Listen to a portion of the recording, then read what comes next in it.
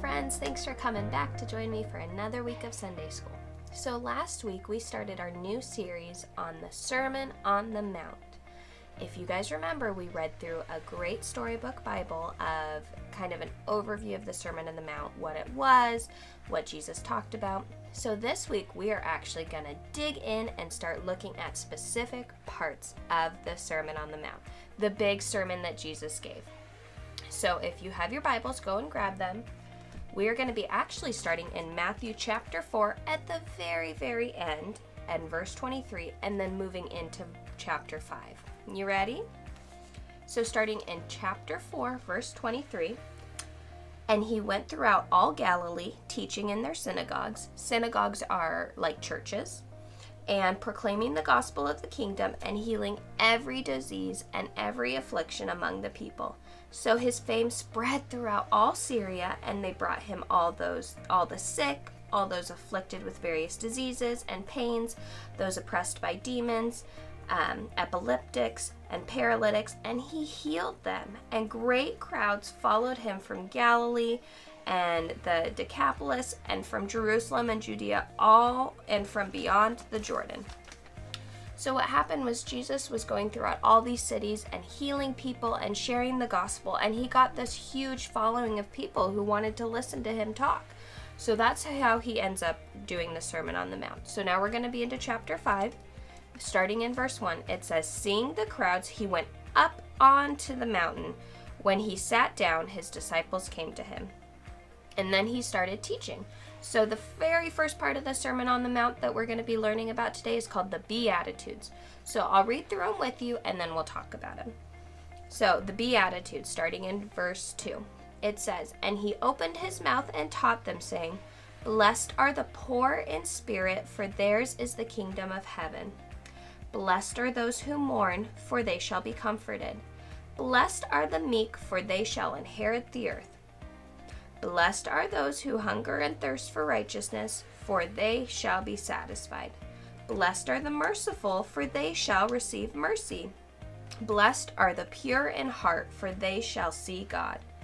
Blessed are the peacemakers, for they shall be called sons of God. Blessed are those who are persecuted for righteousness' sake, for theirs is the kingdom of heaven. Blessed are you when others revile and persecute you, and utter all kinds of evil against you falsely on my account.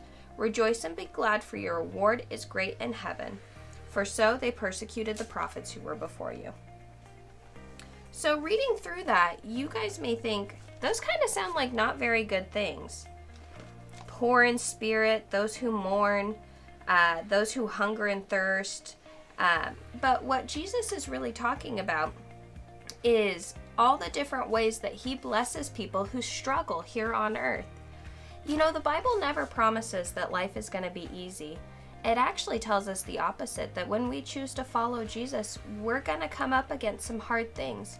But what Jesus is telling us is when we encounter those hard things in life, he's going to bless us and love us and care for us. So I've got some pictures here, like this one of a crown. And it's a great reminder. So in verse 3, it says, "God blesses those who are poor and realizes their need for him, for the kingdom of heaven is theirs." And in verse 5, "God blesses those who are humble, for they will inherit the whole earth." Guys, what that is saying is that we get to enter the kingdom of heaven. We get to be part of God's kingdom. That's pretty great if you ask me. Oh, here's another one. Let's see. So in verse 4, it says, "God blesses those who mourn, for they will be comforted." Like I said, God doesn't promise that life will be easy, but he will be near to us when we're sad, and he'll also give us others to love and support us when we feel that way. Let's see. "God blesses those who are merciful, for they will be shown mercy." He's meaning that if you show mercy to another person, if you are compassionate for someone, then God will do that towards you. That when we show compassion and mercy, that he'll give it back to us. And that's a good thing, guys. Oh, this one has lots of verses. So I'll show you the picture.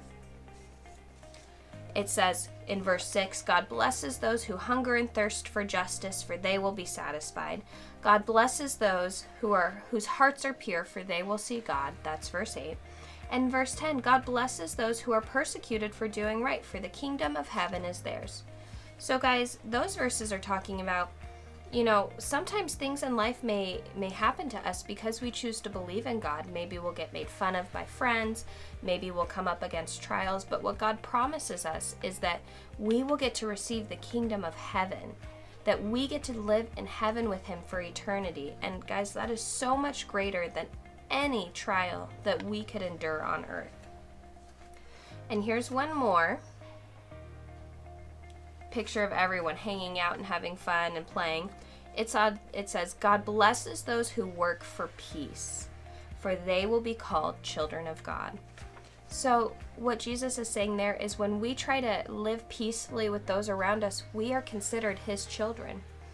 So even though when you read through those Beatitudes, it kind of seems like, oh, those are maybe like kind of scary or not good things, what it's really showing us is that when we choose to follow God and live a life that honors him, that he blesses us. And that's a good thing, guys. I am so excited that we get to continue to read through the Sermon on the Mount, learning all the good things that Jesus has for us, because this whole sermon is Jesus talking to us, talking to the people on the Mount.